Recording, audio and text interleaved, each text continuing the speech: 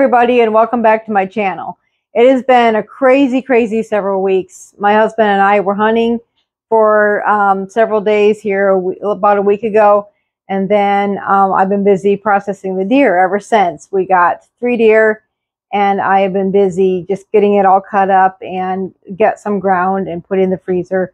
And I'll have a few more videos on that upcoming. I didn't actually film the hunt, and I didn't film the actual processing either. It was just too chaotic, way too crazy busy. And so I do want to show you all. I'm going to be making some jerky and that with the meat. I've got it all in the freezer right now, but I will be getting it out, slicing it up, and making jerky and sausage and that. So, excuse me, we'll do that at a little later date. Right now, it is almost Thanksgiving. It's Monday today. I'm hoping to get this video uploaded tomorrow, so you guys have time to gather your ingredients and get some baking done and that. But what I want to share with you is my family favorite pumpkin pie. And what's Thanksgiving without pumpkin pie? This recipe I discovered when I was about 15 or so, and I'm 39 now, so it's been in the family a little while. And I've tweaked it a little bit to my liking. I've added some things and tweaked the measurements and that, and we got it how we like it. So I'm going to go over my ingredients first and give you all a chance to get that gathered up, and then we'll get started. So first of all, well, I won't go over in order of how they're added or when they're added. We'll just start here and move to the right, to the left. Okay, you're going to have 1.5 cups of whole milk. A lot of recipes will call for evaporated milk. I've never made a pie with evaporated milk. Well, maybe I did one time. I think I did one time, and I don't know. We always had a farm. We always had cows, and so the original recipe called for 1.5 cups of evaporated milk and 1/2 cup of whole milk, and I just cut it back to 1.5 cups of whole milk, and that's what I do. So 1.5 cups of whole milk, 2 eggs, 2 tablespoons of flour. I've found that adding a little bit of flour just kind of helps keep it from curdling and gives it a little bit smoother texture that I like. 3/4 cup of sugar.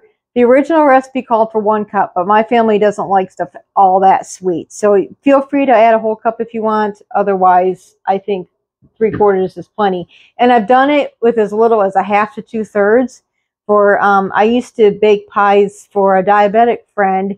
He ate some sugar, but he loved my pumpkin pies, and I would cut the sugar back for him, and we got used to eating them that way, and so that's how I always did it. But I think 3/4 cup is kind of a good happy medium. 1.5 cup of pureed pumpkin. Now, here's a little trick that I use. Maybe it's not necessarily a trick. It's a secret. I don't actually typically put pumpkin in my pumpkin pie. I like butternut squash, to be honest. Really, almost any squash will work, but there's different squash of different textures. And I like a roasted butternut squash. That's easy to peel. It's just an easy squash to work with. And it also comes out a little bit drier than the other squashes. I have cooked pumpkins from scratch and different kinds of squash. Some pumpkins, it just depends on the variety. Some of them have more water, more liquid in them that I really like. That's why I started using the squash. But other ones aren't really that bad. So basically, cook and mash a squash, a pumpkin, or in this case, like I said, I've been so busy that I just resorted to a can of pumpkin. 1.5 cups of mashed, pureed, I should say, pumpkin, winter squash, or 1 can. Oops, gotta watch what I'm doing there. And if you do roast your own squash or pumpkin to do this with I will combine my ingredients in the blender and blend it, and don't even use a mixing bowl at all. That's actually what I should have done here, but for the sake of not having a lot of noise in that, we'll just use the bowl. But my favorite way is just to dump everything in the blender, blend it, and then pour it right in my pie shell. Okay, let's recap. 1.5 cups of milk, 2 eggs, 2 tablespoons of flour, 3/4 cup of sugar, 1.5 cup of pumpkin puree, a teaspoon of vanilla extract. That's not a typical ingredient, but that's one of the ones I've added that I like. We'll have a half a teaspoon of ginger, half teaspoon of ground cloves, and 1.5 teaspoons of cinnamon. And then the original recipe called for a half a teaspoon of salt. I cut it back to a quarter because I just felt like it was a little salty for my taste, but feel free to add a half a teaspoon if you don't like how it tastes initially. And then you will need 1 unbaked pie crust. This one, it's actually fairly solid because I had it in the fridge and I made it with coconut oil, which solidifies.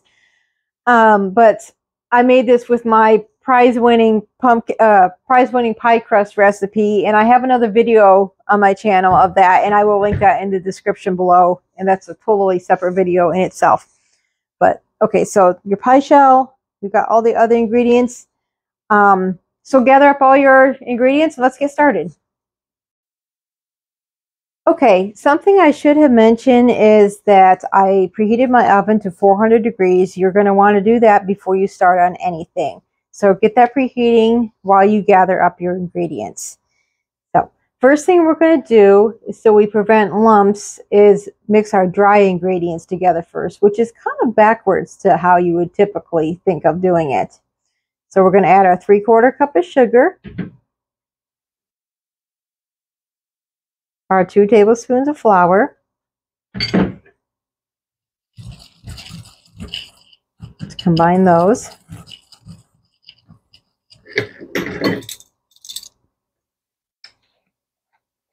And add our spices.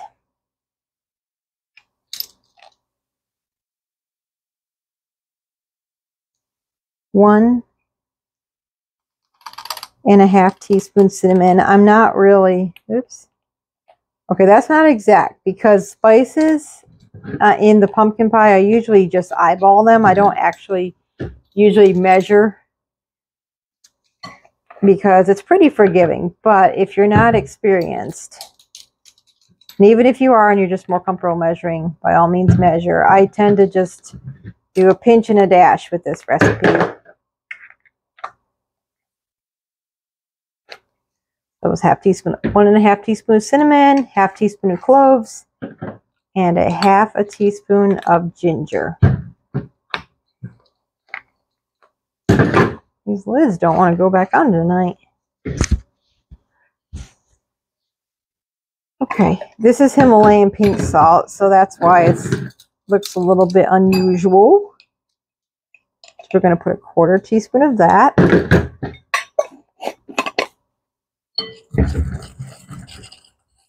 Get all those stirred together. Then we will add our pumpkin.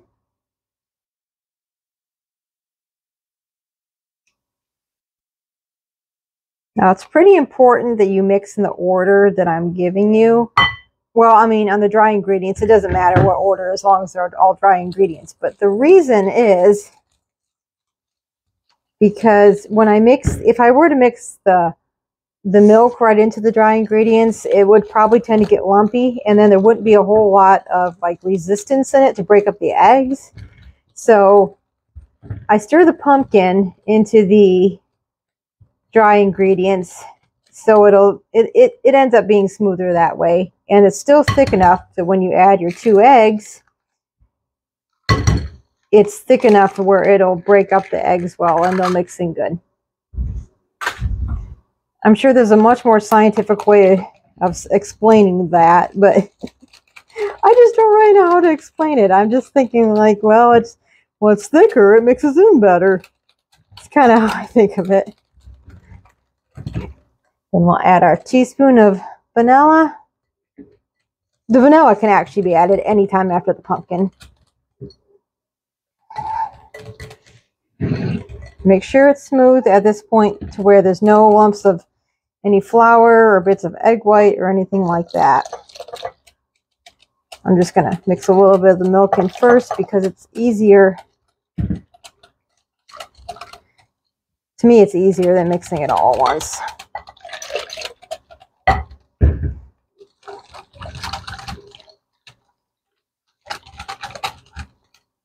that stirred until it's smooth.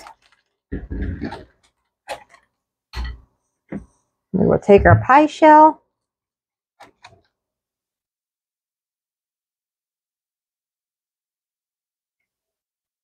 Pour it in the pie shell. I always end up with some leftover no matter what I do.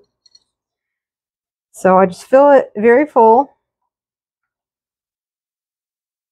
And then I usually just pour this like in a ramekin or something and just bake a little custard on the side, and then someone gets a treat. But I want to go and pop some of these bubbles. Bubbles don't really hurt anything, but oftentimes they won't pop on their own, and then you get little spots. So it doesn't really matter if you're covering your pie with whipped cream or something, but if you want a pretty crust, try to pop some of those bubbles. Okay, so our oven's preheated to 400. We're going to put this in for 15 minutes and then reduce it to 300 for another 30 minutes or until it's done. And I'll show you how to tell when it's done as soon as it's done.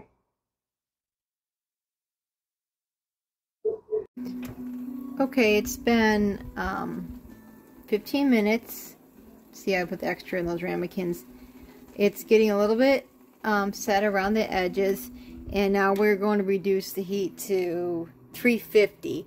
And I am so sorry. I said reduce it to 300. I realized that after I had said it. And then I didn't correct myself. So we're going to reduce it to 350 for about 30 more minutes.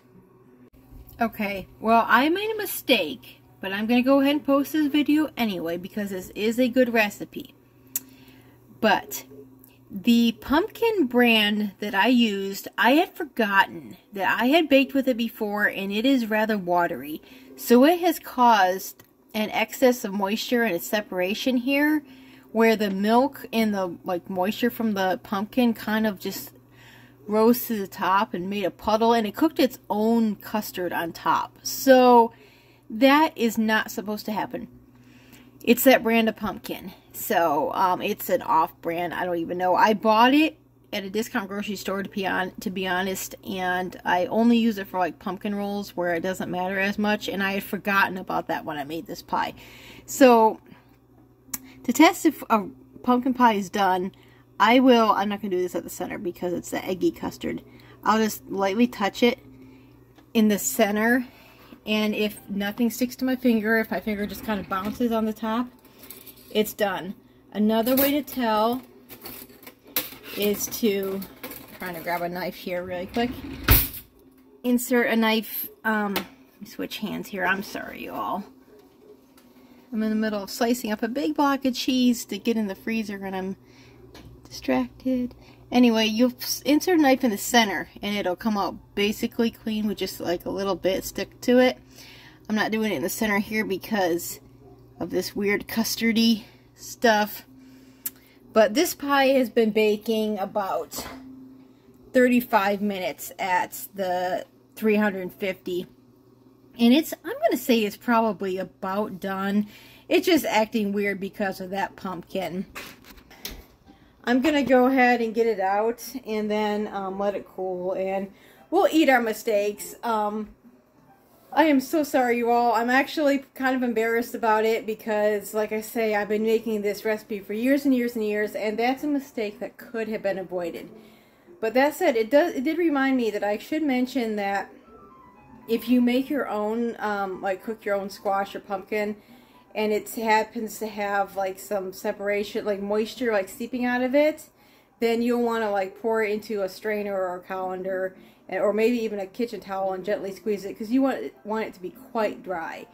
I'm just wishing I would remember this when I open that can of pumpkin. Anyway, I'm going to get back to slicing my cheese, and then got a few more things to do tonight. So I'm going to wrap this up for tonight. I hope you all enjoyed it. I hope you have good luck with this recipe. Like I said, it is excellent. It's won prizes. I know it's good. Just that silly pumpkin. I'm kicking myself, but mistakes happen, and one of the things about my channel is I'm keeping it real. If I make a mistake, you see my mistakes. So, I'm so glad you guys could join me here today. Don't forget to like and share my videos if you know of someone that would be interested in the videos or the channel and that could benefit from them. If you click the notification bell, you'll get notified when I have a new video up, and that way you'll be able to stay on top of it. Yeah, don't forget to like and share and subscribe, like I said, and I guess we'll see you all in my next video, and until then, take care and God bless.